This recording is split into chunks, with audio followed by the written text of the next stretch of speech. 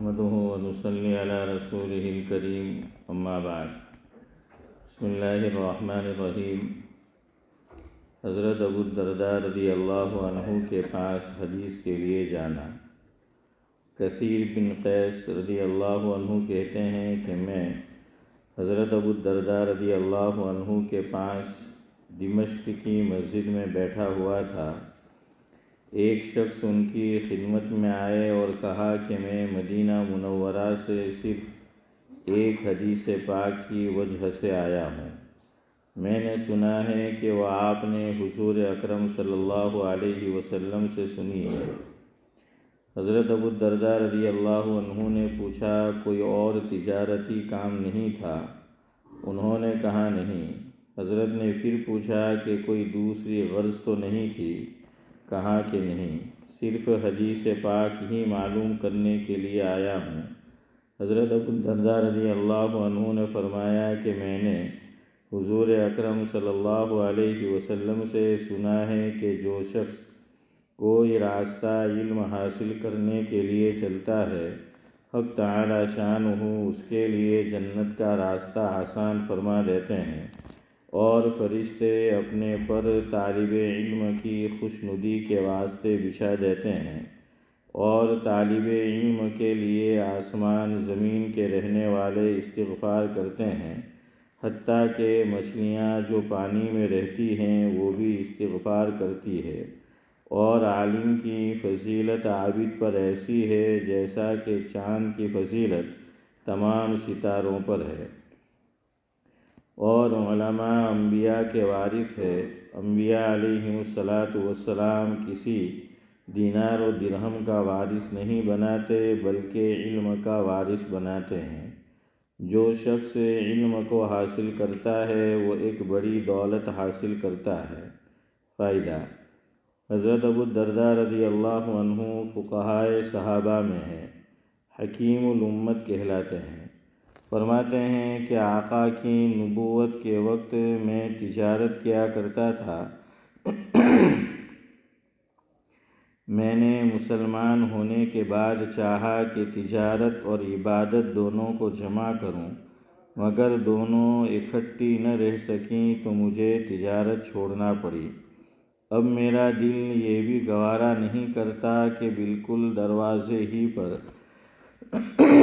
دکان ہو، جس کی وجہ سے ایک بھی نماز فوت نہ ہو اور روزانہ 40 دینار کا نفع ہو، اور میں ان سب کو صدقہ کر دوں۔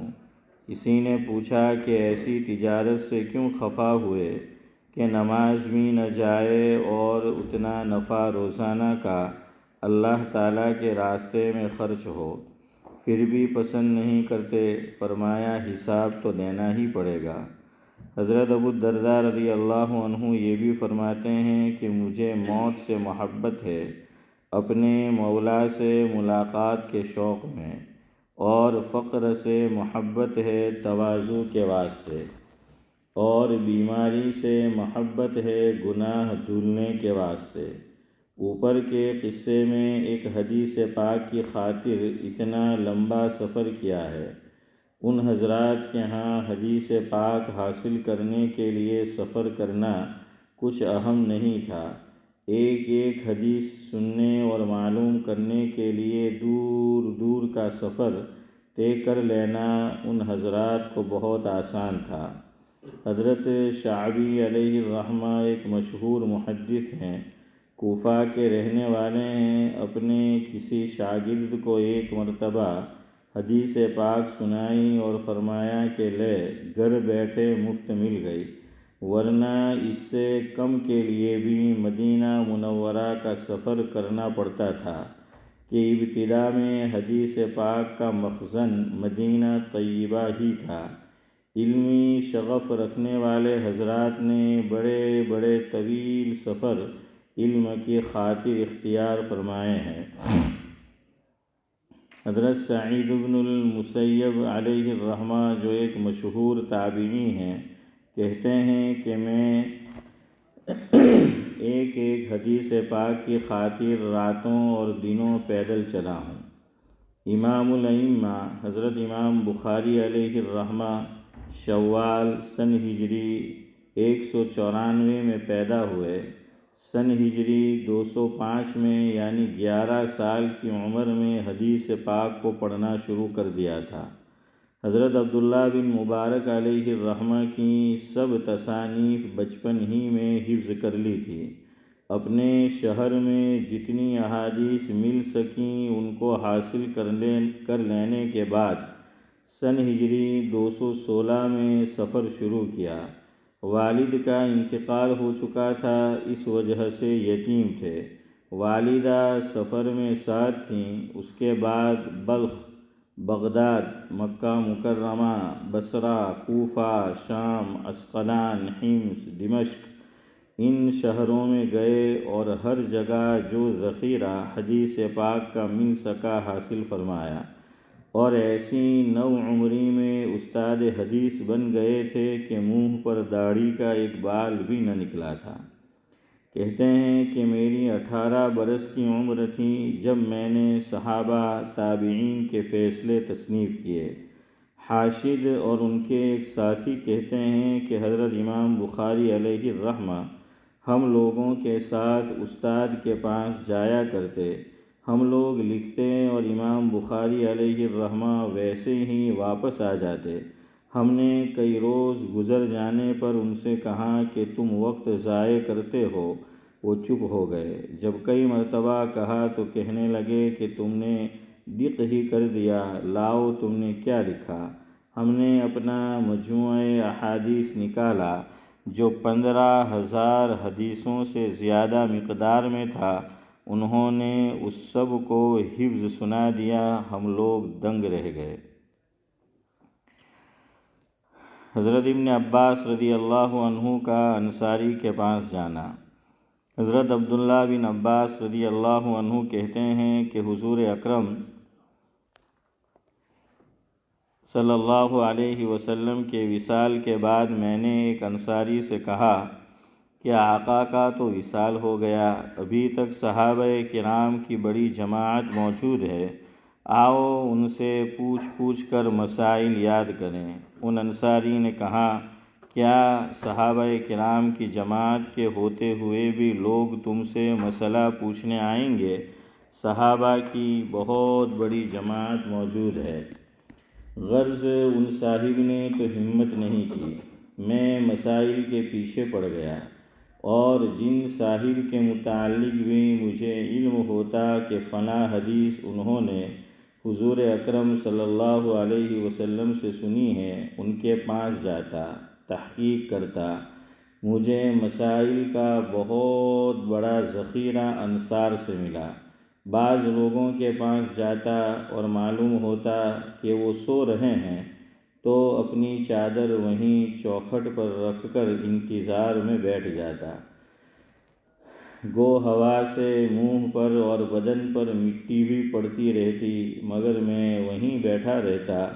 جب وہ اٹھتے تو جس بات کو معلوم کرنا تھا وہ دریافت کرتا۔ وہ حضرات کہتے بھی کہ تم نے حضور اکرم صلی اللہ علیہ وسلم کے چچا زاد بھائی ہو کر کیوں تکلیف کی، مجھے بلا لیتے، مگر میں کہتا کہ میں علم حاصل کرنے والا ہوں، اس لیے میں ہی حاضر ہونے کا زیادہ مستحق تھا۔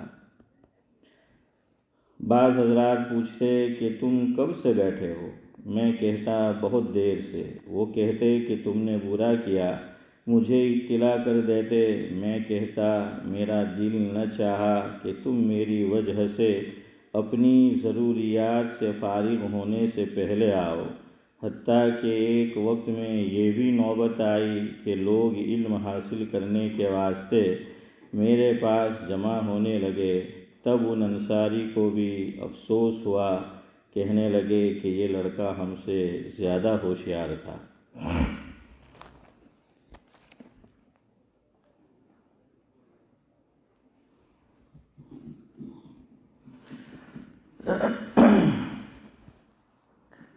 گانے محترم،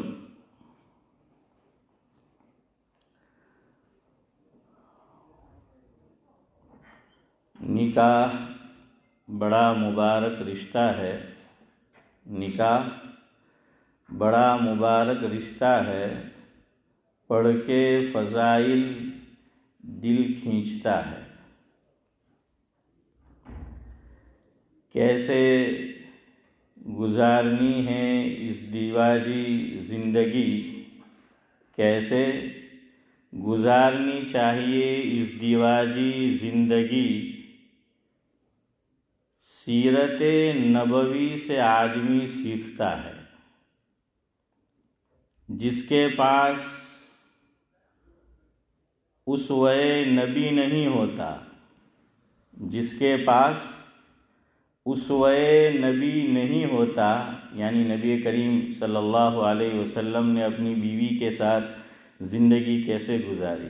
دیکھیے ایسا تو ہے نہیں کہ آپ صلی اللہ علیہ وسلم اور ازواج مطہرات ہماری پیاری مائیں، ان کے درمیان میں کچھ خلاف مزاج باتیں پیش نہ آئی ہو، وہاں بھی ایسا ہوتا تھا۔ بلکہ حیرانگی ہوتی ہے آدمی کو پڑھ کر کہ حضرت ابو بکر صدیق رضی اللہ تعالی، حضرت عمر رضی اللہ تعالی عنہ، انہوں نے اپنی بیٹی حضرت حفصہ رضی اللہ تعالی عنہا سے ایک موقع پر فرمایا کہ حفصہ، اپنی آواز کو نبی کے سامنے تیز اور بلند مت کرنا۔ عائشہ کو دیکھ کر، کیا عائشہ بھی حضور کو بڑی چہیتی ہے اور ان کے والد بھی بڑے پیارے ہیں، تو تو کہیں ایسا نہ کرنا ورنہ نقصان نہ اٹھانا پڑے۔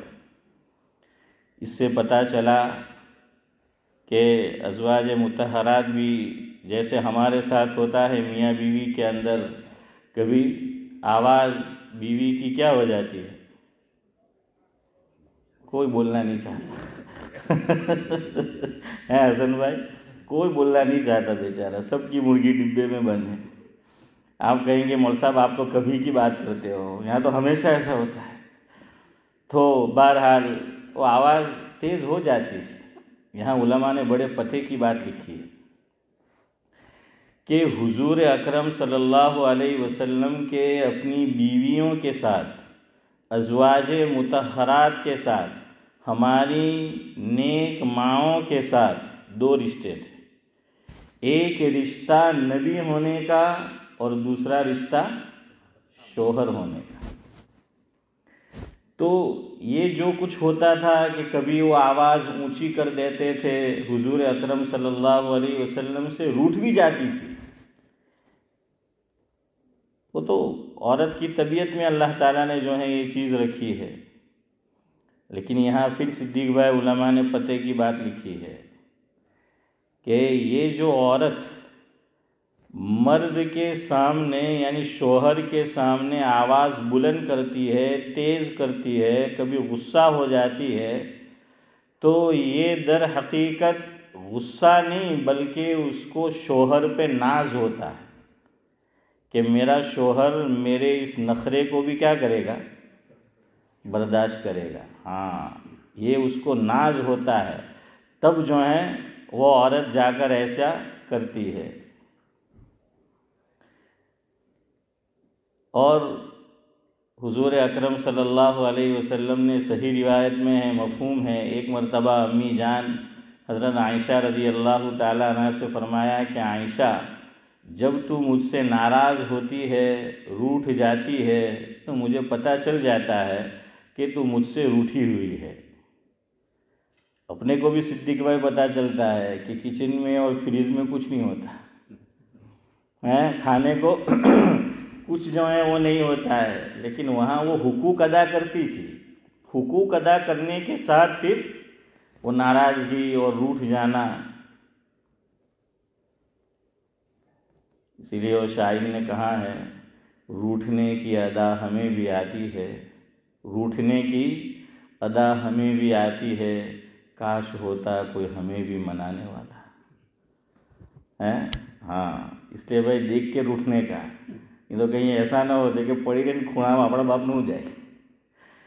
تو خیر بہرحال کیا ہے کہ حضرت نبی کریم صلی اللہ علیہ وسلم نے یہ فرمایا کہ عائشہ تو مجھ سے روٹھ جاتی ہے تو مجھے پتہ چل جاتا ہے، تو امی جان نے فرمایا کہ کیسے آپ کو پتہ چلتا ہے کہ میں تم سے روٹھی ہوئی ہوں؟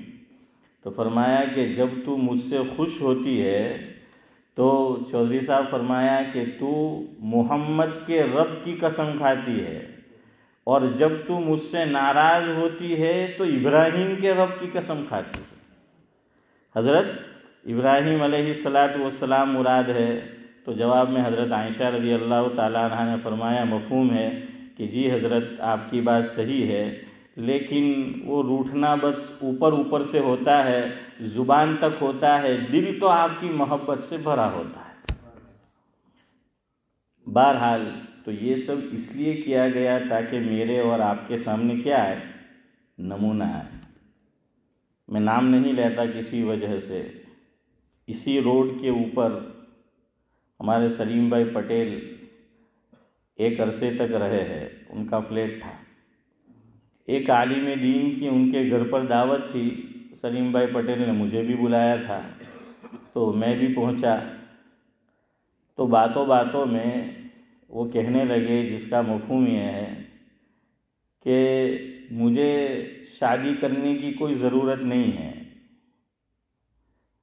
کہ میں علمی مشغلے میں اتنا مشغول ہوتا ہوں تو اب اس کی ضرورت نہیں ہے، عمر کا ایک حصہ بھی بیت چکا ہے، لیکن میں نے شادی اس لیے کی ہے کہ لوگ میرے پاس پرسنل لائف، ہسبینڈ وائف کے مسائل، ازدواجی زندگی کے جو مسائل ہے تو نورانی بھائی فرمایا کہ وہ لے کر آتے ہیں۔ اب میری تو گھر والی ہے نہیں، تو میں ان کو کیسے مشورہ دوں؟ تو میں ان کو منع کرتا ہوں کہ بھائی اس لائن کے آدمی کے پاس جاؤ، لیکن وہ لوگ بار بار آتے ہیں، محبت سے پوچھتے ہیں، تو کہا کہ پھر میں نے بھی نکاح کر لیا تاکہ ذاکر بھائی کوئی مشورہ لینے آئے تو صحیح مشورہ دے سکے۔ یہ بھی یاد رکھو، مشورے میں علماء نے لکھا ہے کہ آدمی جس لائن کا ماہر ہو، نمبر 1 مشورہ لینے والے کو چاہیے کہ مشورہ اسی لائن کے آدمی سے لے، یہ ہے۔ دوسری بات کہ مشورہ جس سے طلب کیا جا رہا ہے تو وہ اس لائن سے واقف نہ ہو تو کہہ دے کہ بھئی میں اس لائن کا ماہر نہیں ہوں، غلط سلط مشورہ نہ دے۔ لیکن آج تو ایسا ہوتا ہے ذاکر بھائی، کوئی بھی مشورہ لینے آتا ہے اس لائن کے نہیں بھی کہ I think so, I am thinking, تو منے એવું લાગે، ارے بھئی تنے ہوں એવું લાગે،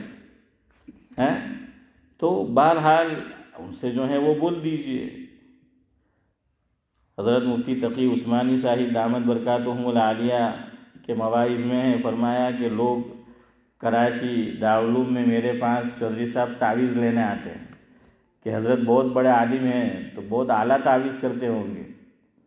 ہمارا تو پرابلم ہی ہے، یہی سمجھتے کہ جتلو موٹو مولوی ہے حسن بھائی اتنی بھاری تعویذ آپتا ہے، تو بھائی مولوی کا کام یہی سمجھ رکھا ہے۔ تو حضرت نے فرمایا کہ میں منع کر دیتا ہوں کہ میں اس لائن کا آدمی نہیں ہوں۔ تو مشورے میں بھی یہی ہونا چاہیے کہ بھئی میں اس لائن سے واقف نہیں ہوں، خواہ جو ہے وہ مشورہ نہیں دینا چاہیے۔ خیر بہرحال میں آپ کو یہ بتا رہا تھا کہ حضرت عائشہ رضی اللہ تعالی عنہا نے جواب میں فرمایا کہ حضرت ناراضگی صرف کیا ہوتی ہے؟ اوپر سے جو ہے وہ ہوتی ہے، باقی دل تو آپ کی محبت سے کیا ہوتا ہے؟ وہ بھرا ہوا جو ہے وہ ہوتا ہے۔ تو خیر بہرحال مزاج کے خلاف باتیں آ جاتی ہے، تو ازواج مطہرات کی زندگی کا یہ پہلو جو ہم سیرت میں پڑھتے ہیں آقا کی، تو یہاں یہ نہیں سوچنا چاہیے کہ نبی کے ساتھ ایسی بات کر رہے ہیں، نبی کے ساتھ یہ معاملہ ہے۔ یہاں نبی کے ساتھ نہیں ہے بلکہ بطور ہسبینڈ، شوہر، پتی، اس کے لیے جو ہے وہ یہ معاملہ ہے۔ خیر بہرحال تو سیرت نبوی میں بھی ایسے جو میری اور آپ کی زندگی میں حالات آتے ہیں جس سے میں اور آپ دوچار ہوتے ہیں، میاں بیوی کی جو لائف ہے وہ حضور کی زندگی میں بھی آئی ہے، اسے ہم پڑھیں گے۔ سیرت نبوی کا یہ پارٹ، یہ حصہ آدمی کو ضرور پڑھنا چاہیے کہ جو آقا نے اپنی بیویوں کے ساتھ گزارا. ہاں یہ ضرور پڑھنا چاہیے، لیکن ہم لوگ جو ہیں وہ سیرت کا یہ حصہ نہیں پڑھتے اور یہ بہت کم بیان ہوتا ہے. خیر بہرحال تو اسی لیے لکھا کہ جس کے سامنے اسوہ نبی نہیں ہوتا وہ شوہر غصے میں چیختا ہے. سیرت پڑھتا ہے تو سیکھتا ہے، اور سیرت نہیں پڑھتا تو غصے میں کیا کرتا ہے؟ چیختا ہے. جس کے سامنے اسوہ حسنہ ہو ہر الجھن میں اسے راستہ دکھتا ہے. سیرت نبی پڑھے گا تو ہر الجھن میں راستہ کیا ہے؟ وہ مل جائے گا. گر ہو زوجین، زوجین یعنی میاں بیوی، گر ہو زوجین دوسرے کے مزاج سے واقف تو یہ رشتہ اخیر تک بخوبی نبھتا ہے. آخری مصرع ہے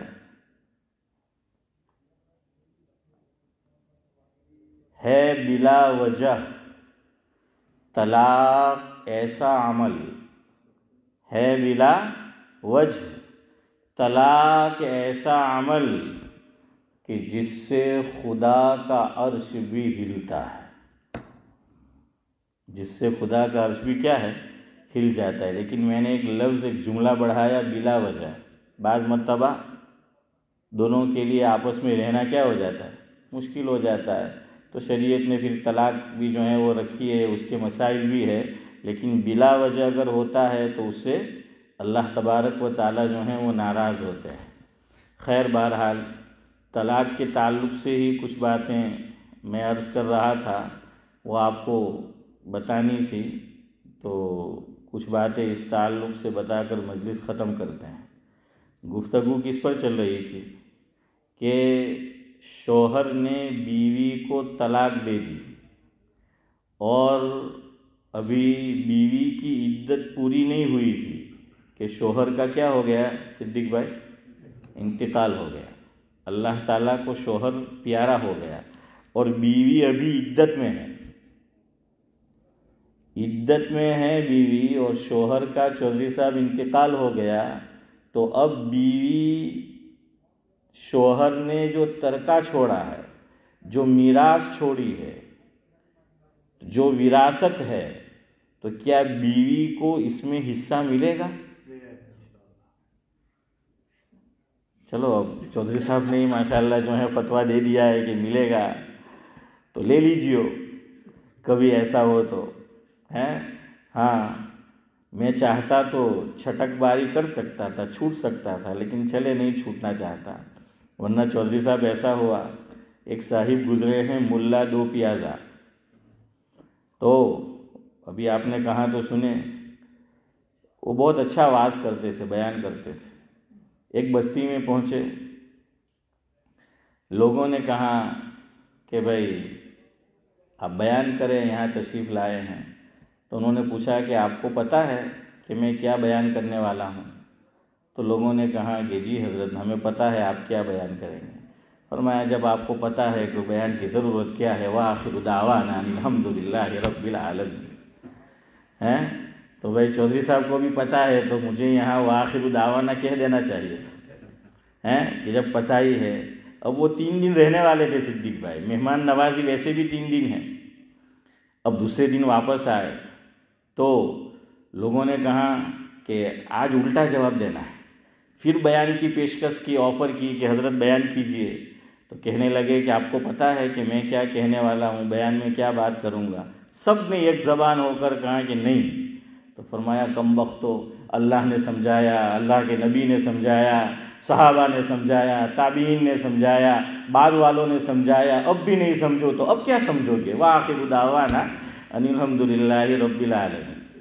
اب تیسرا دن تھا، واپس تیسرے دن پھر آئے تو لوگوں کو بیان تو سننا تھا. تو لوگوں نے کہا کہ آج ایسا کرو 2 پارٹی بنا لیتے ہیں. جب سب کو پتہ ہے کہ آج پھر پوچھیں گے تو چودھری صاحب فرمایا کہ آدھے کو کہنے کا کہ ہاں جانتے ہیں، اور حسن بھائی آدھے کو کہنے کا کہ نہیں جانتے. تو پھر بیان کی درخواست کی گئی. حضرت نے بیٹھتے ہی فرمایا کہ جانتے ہو میں کیا کہوں گا؟ تو آدھوں نے کہا کہ جی ہاں، اور آدھے نے کہا کہ نہیں. تو اس مرتبہ بھی چھٹک باری جو ہے وہ ڈھونڈ لی انہوں نے نکلنے کا راستہ. فرمایا ایسا کرو جو جانتے ہیں وہ نہ جاننے والے کو سمجھا دے. وآخر دعوانا ان الحمدللہ رب العالمین. تو خیر بہرحال چلے، میں تو ایسا نہیں کرتا.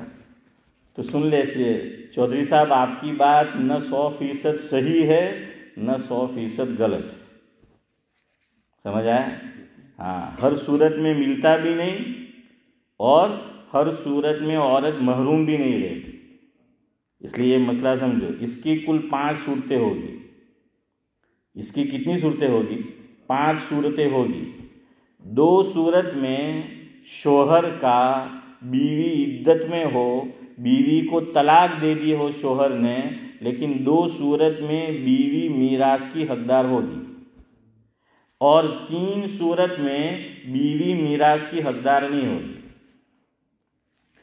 پہلے سن لیجئے یہ بات جو نئے ساتھی ہے، ورنہ میں سمجھا چکا ہوں یہ مختصر طور پر.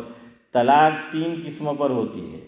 ایک کا نام ہے طلاق رجعی، دوسری کا نام ہے طلاق بائن، تیسری کا نام ہے طلاق مغلظہ. طلاق رجعی لفظ یاد نہیں رہے تو کوئی بات نہیں، اس کا مفہوم یاد رکھنا کہ میں نے کیا کہا ہے، وہ خالی یاد رکھنا. طلاق رجعی ایسی طلاق کو کہتے ہیں کہ جس میں شوہر نے جب بیوی کو طلاق دی تو طلاق دیتے وقت شوہر کی نیت یہ تھی کہ عدت پوری ہو بیوی کی، اس سے پہلے میں واپس بیوی کو اپنے نکاح میں لے لوں گا. یہ بات بیوی کو بتانے کی ضرورت نہیں ہے. یہ شوہر کا اور کس کا معاملہ ہے؟ اللہ کا معاملہ ہے. ہاں، اگر آپ کسی فرینڈ کو بتا دے، کسی فیملی ممبر کو بتا دے تو کوئی بات نہیں کہ میں نے اس ارادے سے کیا ہے طلاق جو ہے وہ دی ہے. اس ارادے سے شوہر طلاق کیوں دیتا ہے؟ 2 صورت میں.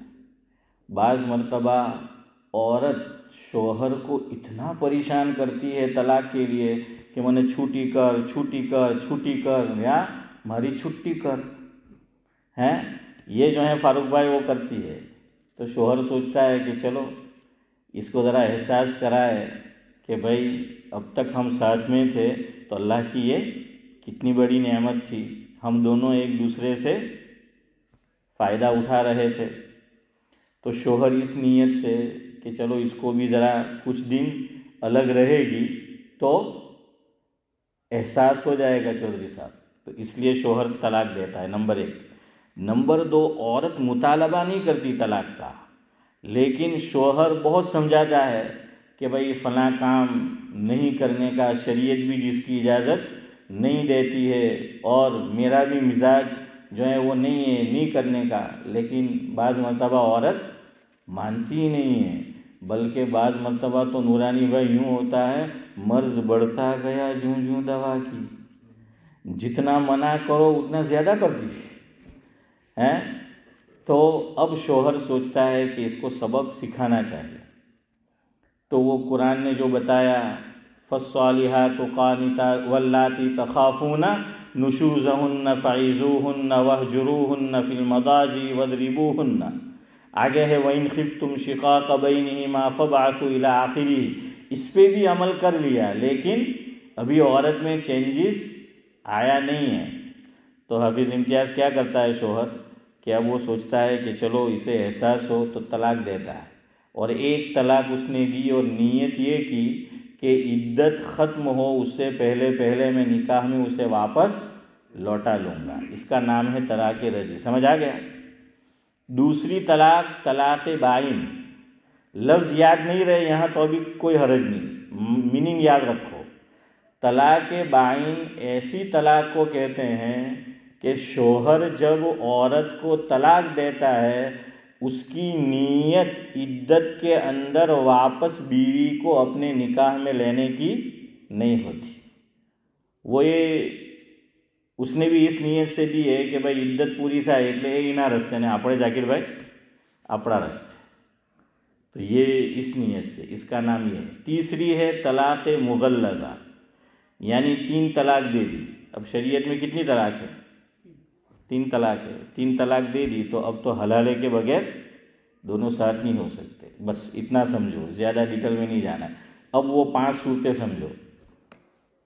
انسان جو ہے اس کی 2 حالت ہوتی ہے، یا تو وہ تندرست ہوتا ہے یا پھر بیمار ہوتا ہے، مریض ہوتا ہے۔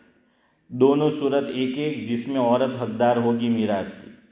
شوہر صحت مند تھا، ایسے کوئی آثار نہیں تھے صدیق بھائی کہ اس کا انتقال ہو جائے گا، کوئی ایسے آثار نہیں، صحت مند تھا، اور اس نے عورت کو طلاق دے دی، اور طلاق دی طلاق رجعی۔ اب آپ مجھے بتاؤ، اب تو میں سمجھوں گا کہ آپ میری بات سمجھے ہیں۔ طلاق رجعی کیا مطلب؟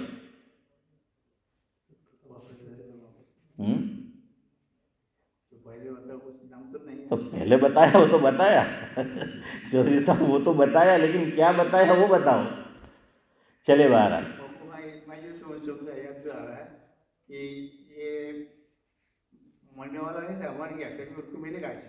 نہیں، رجی کا مطلب پوچھ رہا ہوں۔ رجی کا مطلب یہ کہ شوہر کی نیت یہ تھی کہ عدت سے پہلے واپس بیوی کو نکاح میں لوٹا لوں گا۔ اور یاد رکھو، یہ لوٹانا ایسا ہے، اس میں نیا نکاح بھی نہیں پڑھنا پڑتا، اس میں عورت کو مہر بھی نہیں دینی ہے، اس میں کسی گواہ کی بھی ضرورت نہیں ہے۔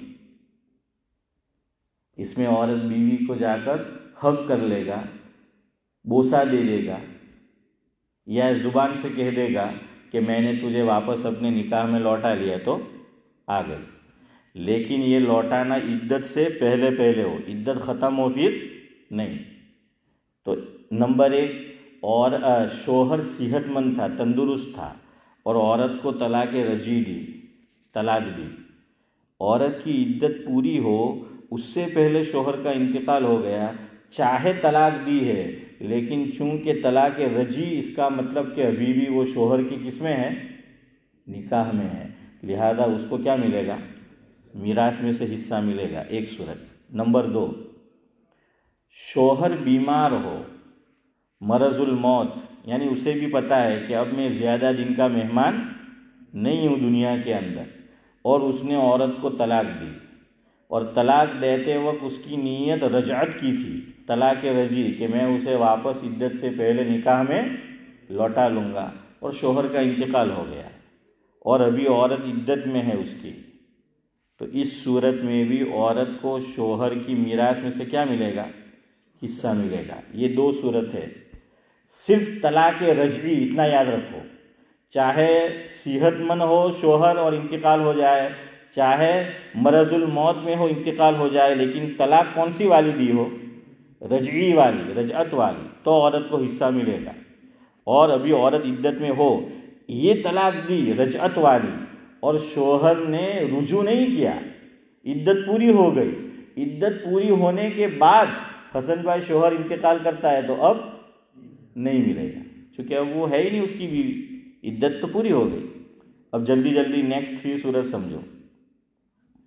شوہر صحت مند ہے، اور اس نے عورت کو طلاق دی، دوسرے والی یا تیسرے والی، کہ طلاق بائن دے دی، اس نیت سے کہ اب مجھے اس کے ساتھ رہنا نہیں ہے، یا ساری گولی ایک ہی فائر میں ختم کر دی، سمجھ آیا؟ ہاں چلو جو بھی ہو، تو بہرحال چودھری صاحب کہہ رہے وہی، تو اس نے ویسا کیا۔ اب شوہر کا انتقال ہو جائے اور عورت ابھی عدت میں ہے، پھر بھی اسے کچھ نہیں ملے گا۔ ایک صورت، ٹوٹل 3 صورت ہوئی، نہ ملنے کی ایک صورت، نہ ملنے کی دوسری صورت، اور شوہر مرض الموت میں ہو، ڈاکٹر نے بتا دیا کہ ابھی زیادہ دن کا مہمان نہیں ہے، شوہر کو، آدمی کو خود پتہ ہے کہ اب میں زیادہ دنوں کا مہمان نہیں ہوں، اور اس نے اس حالت میں اپنی عورت کو طلاق بائن دی، یا یہ کہ ساری فائر کر دی، تو اس صورت میں بھی کچھ نہیں ملے گا۔ ٹوٹل 4 صورت ہو گئی۔ 5ویں، عورت مطالبہ کرتی ہے، عورت کہتی ہے کہ میں نے الگ کر نکاح میں تھی مارے ریوت نہیں ترار. اب چاہے شوہر حالت صحت میں ہو یا پھر حالت مرض میں ہو یہ نہیں دیکھا جائے گا، جون سی صورت میں ہو، لیکن چونکہ یہاں مطالبہ عورت کر رہی ہے تو اب عورت عدت میں ہے اور شوہر کا انتقال ہو جائے پھر بھی اسے کچھ نہیں ملے گا. تو پانچوں صورتیں سمجھ آ گئی. ہاں اب اس کے ساتھ جو ایک دو مسئلے لگیں گے وہ سن لو. یہاں عورت کی عدت لمبی ہو جائے گی دو صورت میں، جس میں عورت کو میراث میں حصہ ملے گا نا اس میں عورت کو دو عدت گزارنی پڑے گی، یعنی ایک آدھی گزری اور دوسری پوری. مثال لے لو کہ دو صورت میں جس میں طلاق رجعی دی شوہر نے عورت کو، اب عدت تو اس کی شروع ہو گئی. اب مان لو کہ 1.5 مہینہ گزرا. ابھی عام طور پہ عدت کتنے مہینے میں ختم ہوتی ہے؟ کتنے مہینے میں؟ ایک کم کر دو، کتنے مہینے میں؟ 3 مہینے میں. وہ 4 مہینے 10 دن وہ تو وفات والی، سمجھ آیا نا. کبھی زیادہ بھی ہوتی ہے عدت یہ طلاق والی بھی، لیکن عام طور سے 3، چونکہ 3 حیض گزارنے ہیں اور عورت کو ہر مہینے میں کتنا حیض آتا ہے؟ عام طور پہ 1 حیض آتا ہے، تو 3 مہینے عام طور پر ہوتے ہیں. 1.5 مہینہ عورت نے گزار لیا عدت میں، شوہر کا انتقال ہو گیا. اب میراث تو ملے گی لیکن انتقال کے ساتھ اس کو نیت کی بھی عورت کو ضرورت نہیں ہے. صدیق بھائی فوراً جیسے ہی شوہر کا انتقال ہوا آنکھ بند ہوئی اس کی عدت وفات شروع ہو گئی. اب اس کو 4 مہینے 10 دن بیٹھنا ہے تو 1.5 مہینہ تو یہ بیٹھی 45 دن اور 130 دن بعد کے تو کتنے ہو گئے؟ 175 ہوئے نا. ہاں تو یہ بھی ہے. تو ادھر اس کو عدت وفات کیا ہے؟ گزارنی پڑے گی. اور جس صورت میں عورت کو میراث میں حصہ نہیں ملتا اور شوہر انتقال کر جائے اور عورت ابھی عدت میں ہے تو اس کو عدت وفات نہیں گزارنی. کیوں؟ اس کا اس میں کوئی حصہ بھی نہیں ہے. سمجھ آیا؟ ایک مسئلہ اور ہے، میں خالی اشارہ کر دوں، ہو سکتا ہے کل آپ میں سے کچھ حضرات ہو نہ ہو اس مجلس میں، تو خالی حکم سن کر جائے پھر میں مجلس ختم کرتا ہوں. اس میں بہت سے لوگ مس انڈرسٹینڈنگ کا شکار ہے، غلط فہمی کا شکار ہے. ایون علماء بھی بعض کہ جن کا مطالعہ گہرا نہیں ہے، اور ابھی میں کہوں گا نا تو آپ کو سمجھ آ جائے گی. ہمارے معاشرے میں، سماج، سوسائٹی میں یہ بات پرچلت ہے. لوگ ایسا ہی سمجھتے ہیں. کیا؟ شوہر عورت سے الگ ہو گیا، حسن بھائی ایک ساتھ رہتے تھے ایک چھت کے نیچے، لڑائی جھگڑا کر کے چلا گیا، 4 مہینے تک نہیں آیا تو ہمارے یہاں لوگ کیا کہتے ہیں؟ ہے نا، بولتے ہیں نا ہاں کہ ڈیورس تھے گیا، کہ نکاح کیا ہے؟ ختم. یہ بھی چودھری صاحب کے جواب والی بات ہے. 50% صحیح ہے، 50% صحیح نہیں ہے. یہ ختم تو ہوتا ہے نکاح، لیکن خالی الگ رہنے سے نہیں. 4 مہینے چھوڑو، پوری زندگی بھی میاں بیوی الگ رہے نا تو ابھی نکاح پہ کوئی اثر نہیں پڑتا، نکاح ختم نہیں ہوتا. 4 مہینے میں ختم ہوتا ہے لیکن اس میں یہ شرط ہے. قرآن نے سورہ بقرہ میں 2 پارے میں فرمایا کہ لِلَّذِينَ يُؤْلُونَ مِن نِّسَائِهِمْ تَرَبُّصُ 4 اشہر الی آخرہ. فرمایا مفہوم ہے کہ کوئی مرد قسم کھا لے اور قسم کھا کر اپنی بیوی سے یوں کہیں کہ میں تجھ سے قربت نہیں کروں گا. شوہر قسم کھا کر بیوی کو کیا کہے کہ میں خدا کی قسم کھا کر کہتا ہوں، میں قرآن کریم کی قسم کھا کر کہتا ہوں. بیوی سے کہتا ہے شوہر کہ میں تجھ سے قریب نہیں ہوں گا. یہاں قریب نہیں ہونے کا میننگ ہے ہم بستری نہیں کروں گا، قریب سے یہ مراد ہے. اب شوہر نے قسم کھائی، اس کو ایلا کہتے ہیں. شریعت کی اصطلاح میں اس مسئلے کا نام کیا ہے؟ ایلا. تو اب قسم کھا کر عورت کو شوہر نے کہا اور 4 مہینہ عورت کے ساتھ مرد نے ہم بستری نہیں کی تو اب دونوں میں کیا ہو جائے گا؟ طلاق، فارغتی ہو گئی. سمجھ آیا؟ ایک صورت میں تو نہیں ہوگا اگر قسم نہ کھائی ہو، لڑائی جھگڑے کی وجہ سے الگ رہے، لیکن ایک صورت میں طلاق ہو جاتی ہے. کب؟ کہ شوہر کیا کھائے؟ قسم جو ہے وہ کھائے. اب فاروق بھائی آپ بھی سوچیں گے کہ مول صاحب آپ بھی ذرا ہمارا دماغ اب کم کھائے. چلو سبحان اللہ و بحمدہ، سبحانک اللہم و بحمدک، نشہد ان لا الہ الا انت نستغفرک. ذاکر بھائی સમજમાં આવ્યું؟ اوپر થી ગયો. હા ભાઈ ઉપરથી ગયો તો બી કહી દેજો.